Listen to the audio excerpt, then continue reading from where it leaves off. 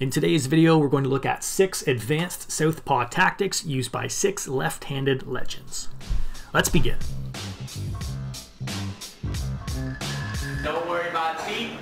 I'm saying worry about positioning and balance. Like Boxing Fit Factory, I'm of the opinion that southpaws should not obsess over acquiring the outside foot position. Sure, there are plenty of advantages to be had there, most of which you've probably already heard about by now. But the same is true of the inside foot position. Both have their pros and cons, and you need to understand them. For example, not only is it easier to get outside of the cross with the inside foot position, since you don't have to slip so far across the attack line, but there are also a lot of great attack options from there.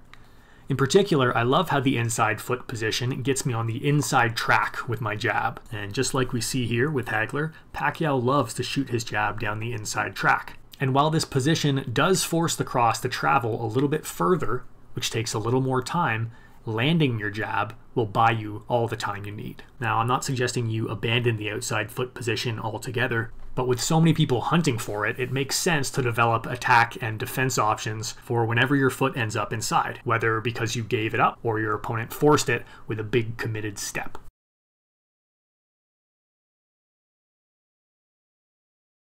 In southpaw versus orthodox matchups, it is good practice to pivot to the dead side, away from the power hand and outside of the lead.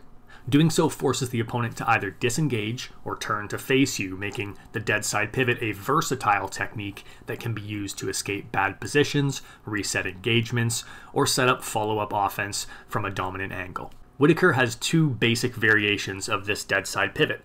The first is more traditional, using the classic bug squashing technique, pivoting on the lead foot to swing the rear foot, hips, torso, and shoulders around in one piece. It's a big, obvious movement, but it's also quick and mechanically efficient. The second version is more subtle, more about sneaking the back foot out and around. It's slower but harder to spot, and it costs you even less in terms of energy expenditure. Even dead tired, you should be able to pull it off, which means even dead tired, you should be able to get off the line of your opponent's power hand whenever you choose to do so. Whitaker often does this, sneaking the right foot out while posturing or slipping with the upper body, creating the illusion that he's still on line when he's actually changed the angle, making the right hand much more difficult to land, as you'd need to really over-rotate it past the usual point of impact. If we think back to the previous point about how we shouldn't obsess over foot position, another advantage becomes clear. The dead side pivot works whether your lead foot is on the inside or the outside, albeit a bit differently. Obviously, the outside foot position is nice because it moves you completely out of the exchange, but pivoting with the foot on the inside can still take you off the line of the power hand and buy you a second or two to step out as the opponent adjusts. This dead side pivot, or step around depending on the option you choose, also puts the lead hook at an awkward, shortened, reaching angle, where the opponent would need to bowl it over your shoulder to score. There are some body openings though, so beware. But if the opponent tries to press forward from the end position, rather than adjusting their angle to face you, they'll be tripping on your lead leg. I don't advise you to stay here or even follow up with punches, but it's nice to know that the dead side pivot will still cover your exit even if you haven't secured that sacred outside foot position. If you do find yourself committing to a big cross with the outside foot position, as we're often told to do in opposite stance matchups, I recommend you take a page out of Lomachenko's book. Don't recover as you normally would, or else you'll have to cross the attack line all over again. Instead, step deep and stay offline after you punch, with the weight and head over the lead hip. This allows you to hit and run without giving your opponent a chance to respond. A fully committed cross from the outside foot position will throw your weight onto that lead hip naturally, taking your head out to the dead side, where you're behind the lead hand, and if you step deep enough too far away from their power hand for it to be much of a threat. Once you're here, there's really no reason to move back into the middle, especially when you have to cross punch lanes to do it. Instead, just pivot out and reset, or use a step shuffle if that's more your speed. If you really want or need to recover the punch going the other way, don't just haphazardly drag your head across attack lines. Stay defensively responsible and weave or roll out in that direction, changing levels so you get underneath any potential attacks coming that way.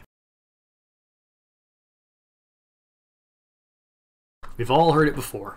In opposite stance matchups, you need to control the lead hand, but beware. If you're too eager to keep the lead hands in contact, clever opponents will draw you into traps. That's exactly what Joe Calzaghe did against Jeff Lacy again and again, exploiting his need for contact in order to draw the hand out away from guard to create an opening. Here's how he did it. After establishing a more conventional hand-fighting pattern early, Joe started retracting his jab in an unconventional way, dropping and looping the hand instead of pulling straight back to guard. Generally, this is exactly the kind of jab retraction I try to drill out of people. But Joe wasn't making a mistake, he was setting a trap. At a certain point, he realized Lacy would chase his hand, desperate for contact. By looping it down and back, Joe denied the contact Lacy expected. Think back to our give and take theory. In doing so, he drew Lacy's hand out of position, exposing the left side of his face. And to take advantage of the opening, Joe would turn that looping jab retraction into offense, either jabbing or slapping into that opening with a hook.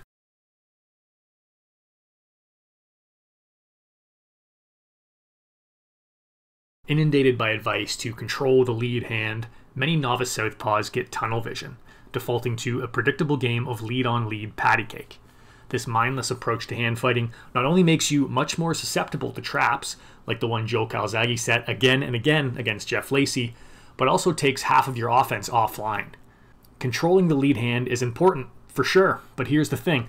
I don't like even trades. If I'm going to take my lead hand offline to focus on hand fighting, effectively giving up 50% of my offense, I want to take both of your hands offline in return. I want 2 for the price of 1. And that's what Prince Naseem Hamed does. His hand fighting game is not straightforward and predictable. It's cunning, insidious, and downright Machiavellian. When he chooses to hand fight and close lanes, he keeps the opponent guessing, sometimes occupying the lead, and sometimes targeting the rear hand to keep the cross holstered. What's more, instead of defaulting to that predictable game of patty cake, Hamed often forfeits hand control altogether, preferring to keep the lanes open for business so he can bait counter punches and mix in dynamic lead hand attacks. So what's the bottom line? 1. Controlling the lead hand is effective, but don't forget about the rear hand. Get that 2-for-1 deal and keep your opponent guessing with good long guard practices.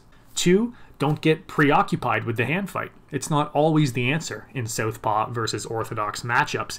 And if we remember our business hours theory, we see there's plenty of good reasons to open lanes, especially if you've got Hamed's counterpunching instincts and dynamite lead hand.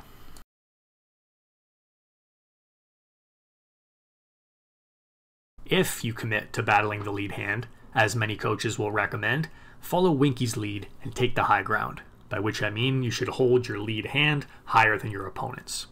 Why? Because when you take the high ground, gravity works in your favor, making drop parries super easy.